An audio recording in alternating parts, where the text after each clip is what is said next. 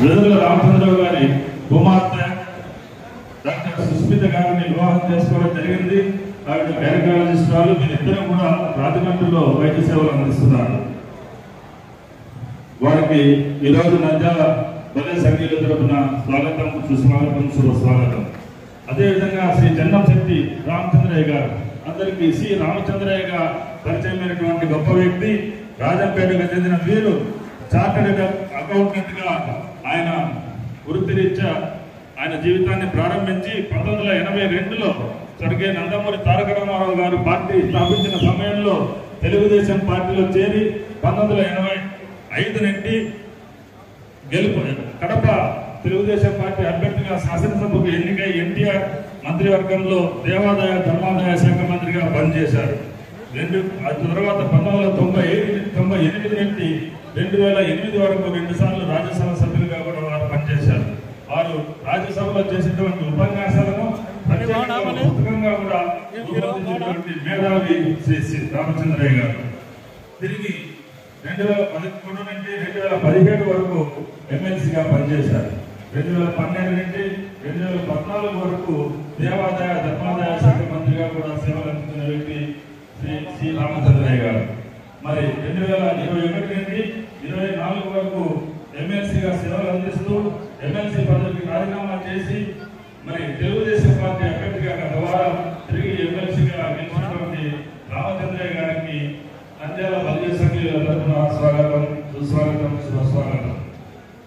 ఈరోజు మన వేదిక మీద ఉన్నటువంటి తిరుపతి శాసనసభ్యులు ఆనంద శ్రీనివాసులు గారు, జంగాలపల్లి శ్రీనివాసులు గారుగా జేఎంసీగా పిలుచుకునే వీరు 2019లో చిత్తూరు శాసనసభ సభ్యులుగా గెలుపొందారు. 2024లో తిరుపతి శాసనసభ్యులుగా 62,441 ఓట్ల మెజారిటీతో అద్భుత ఘన విజయం సాధించిన వ్యక్తి శ్రీనివాసులు గారు. 1983లో ఎన్టీ రామారావు గారు తిరుపతి రెడ్డి గెలిచారు. 2009లో చిరంజీవి గారు తిరుపతి రెడ్డి గెలిచారు. వీరిద్దరి మెజారిటీ కన్నా కూడా అధిక మెజారిటీ సాధించిన వ్యక్తి మన శ్రీ ఆర్ఎల్ శ్రీనివాసులు గారిని చెప్పుకోవడం గర్వకారణం మనందరికీ. వారికి కూడా నంద్యాల బలే సంఘీయుల తరపున ఈ కార్యక్రమానికి స్వాగతం, సుస్వాగతం, శుభస్వాగతం. ఈ అవకాశాన్ని నాకు కల్పించినటువంటి మీ అందరికీ నా హృదయపూర్వక ధన్యవాదాలు తెలియజేస్తున్నాను.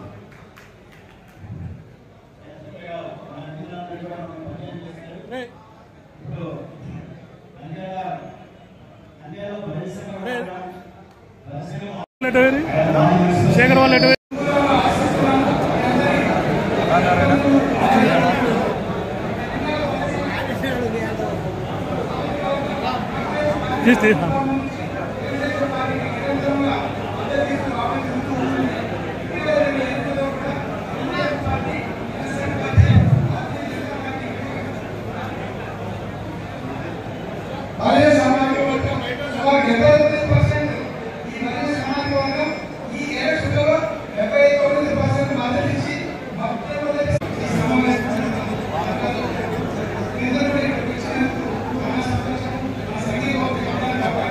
సూరి వాళ్ళు ఎటు సుధాకర్ వాళ్ళు ఎటు లేదు, సుధాకర్ వాళ్ళది మన సుధాకర్ వాళ్ళు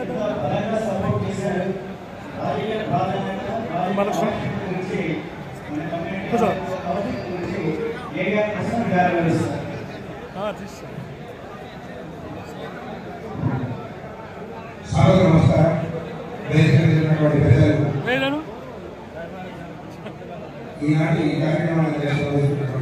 ప్రచార నిమిత్తం రావడం, అందులో భాగంగా ఇక్కడ అప్పుడున్న ప్రభుత్వం వైఎస్ఆర్ కాంగ్రెస్ పార్టీ ప్రభుత్వం ఇక్కడే చంద్రబాబు నాయుడు గారు కూడా అరెస్ట్ చేయడం, నియోజకవర్గం నంద్యాల. ఇటువంటి నియోజకవర్గానికి ఏది జరిగినా ఒక చరిత్రగా మిగిలిపోతా ఉంది. అందరూ కూడా విద్యావంతులు, రాష్ట్రం నడిబొడ్డులో ఉమ్మడి రాష్ట్రంలో ఉండేది రాయలసీమలో. అటువంటి ప్రదేశం నుంచి మనం అందరూ కూడా ఈరోజు అగ్ర మహారాజులందరూ కూడా పిలిచి సన్మానం చేయడం మరొకసారి మిమ్మల్ని అభినందనగా కూడా పవన్ కళ్యాణ్ గారు ఒక చరిత్ర సృష్టించారు. లోపల పెడితే మొట్ట వ్యక్తి పవన్ కళ్యాణ్ గారు మద్దతు పలికిన ఏకైక నాయకుడు రాష్ట్రంలో పవన్ కళ్యాణ్ గారు అనేసి ఈ సందర్భంగా మీకు అందరికీ తెలియజేస్తున్నాను. ఈ రోజు ఒక మహాశక్తిగా ఎదిగి ఇటు ఆంధ్ర రాష్ట్రంలో కీలక పాత్ర వహించి ఇటు రాష్ట్రానికి ఇటు ముఖ్యమంత్రి కావడానికి ప్రధాన పాత్ర, అటు ప్రధానమంత్రి కావడానికి ప్రధాని పాత్ర పోషించిన మహాశక్తి ఒకరు గెలిస్తే మిగతా వాళ్ళంతా ఓడిపోవడం జరిగింది.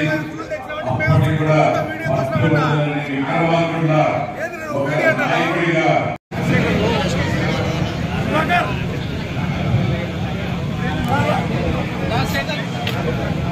ఏరా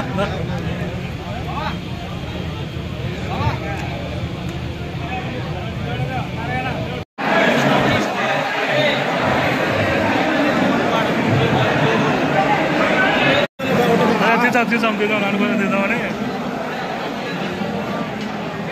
ఏనా మీ శేఖర్ బాబు దొరికితే బా నీకు దొరికిందే ఆయన బెస్ అయిపోయింది పోయినాం.